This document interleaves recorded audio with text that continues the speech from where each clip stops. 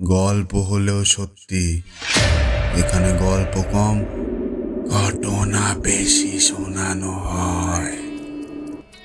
Hello বন্ধুরা, welcome back to our channel. আশা করি তোমরা সকলে ভালো আছো। আজকের গল্পটি শেষ পর্যন্ত শুনে যদি তোমার ভালো লাগে তো প্লিজ চ্যানেলটিকে সাবস্ক্রাইব করে পাশে থাকা বেল আইকনটি প্রেস করে দিও।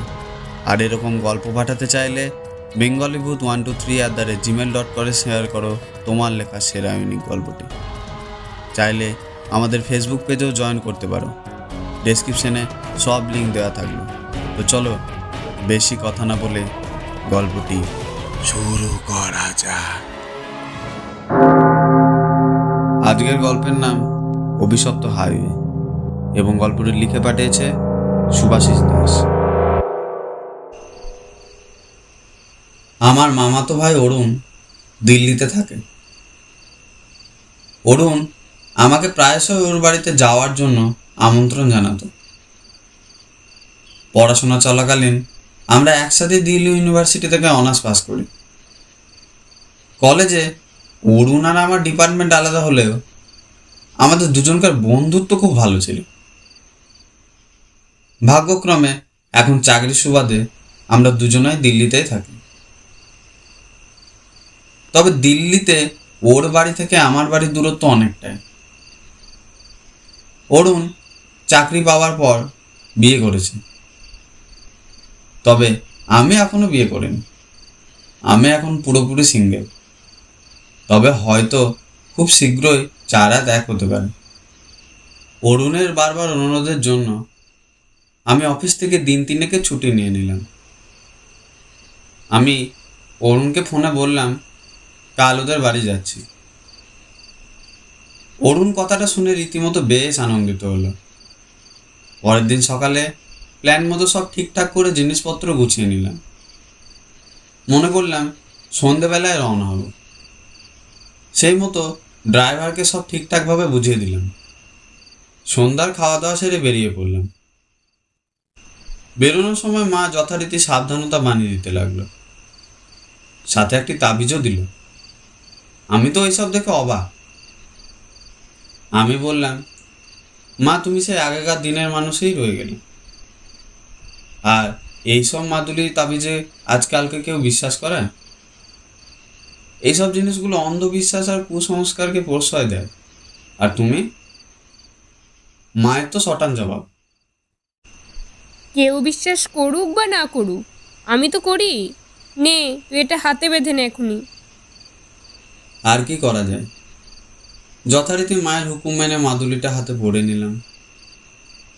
এবার আমি আর ড্রাইভার জীবন গাড়িতে উঠে পড়লাম। ঘড়িতে তখন রাত 8টা বাজে। শহরের কোলাহল থেকে অনেক দূরে চলে এসেছি। এমনিতেই অমাবস্যার রাত, চারিদিক গাঢ় নিকষ কালো অন্ধকার। গাড়ির হেডলাইটে রাস্তার ধারে দাঁড়িয়ে থাকা গাছগুলোকে দেখতে পাওয়া যাচ্ছে। ড্রাইভারের পাশের সিটে আমি বসেছিলাম।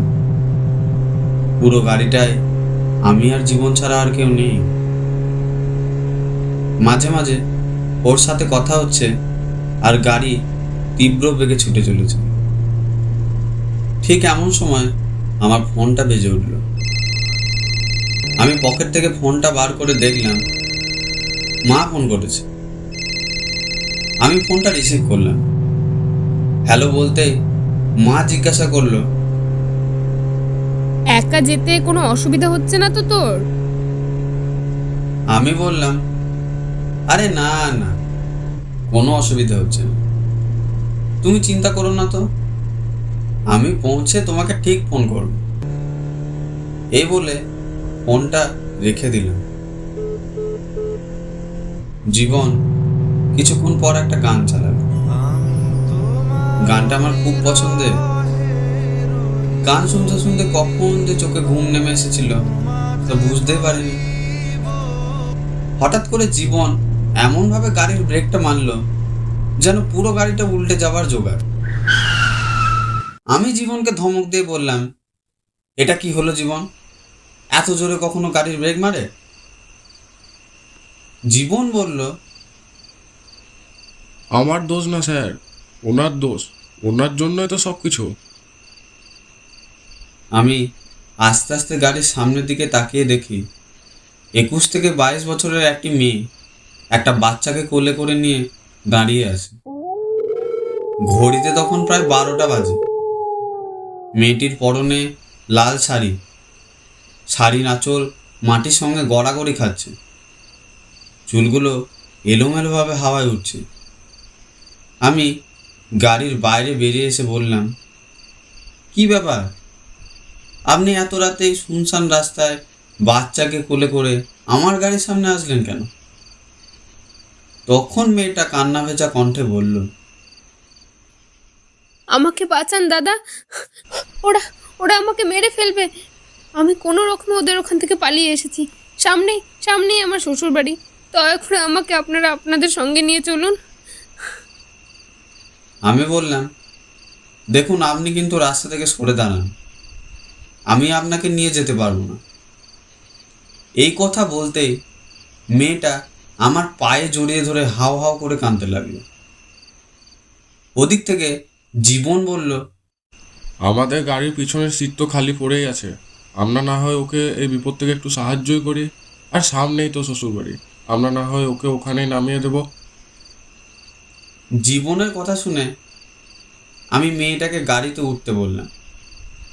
মেয়েটি বাচ্চাটিকে কোলে নিয়ে গাড়ির পিছনের সিটে গিয়ে উঠে বসল।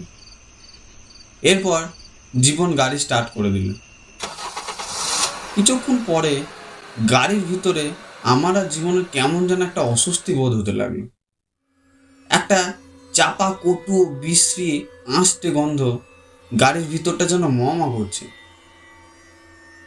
আমি আর থাকতে পারলাম না, সঙ্গে সঙ্গে গাড়ির জানলাগুলো খুলে দিলাম। জীবন গাড়িটাকে রাস্তার ধারে দাঁড় করালো। হঠাৎ আমাদের দুজনের কানে একটা অদ্ভুত শব্দ ভেসে এলো। মনে হচ্ছে কেউ যেন কিছু একটা ছিঁড়ে ছিঁড়ে খাচ্ছে। আমরা ভালো করে শব্দটা শোনার চেষ্টা করলাম। শব্দটা আসছে গাড়ির পিছনের সিট থেকে। আমি আর জীবন একটু ভয়ে ভয়ে গাড়ির পিছনের সিটের দিকে তাকালাম। তারপর আমরা যা দেখলাম তাতে আমাদের পায়ের নিচের মাটি সরে গেল। আমরা আমাদের নিজেদের চোখে বিশ্বাস করতে পারছিলাম না।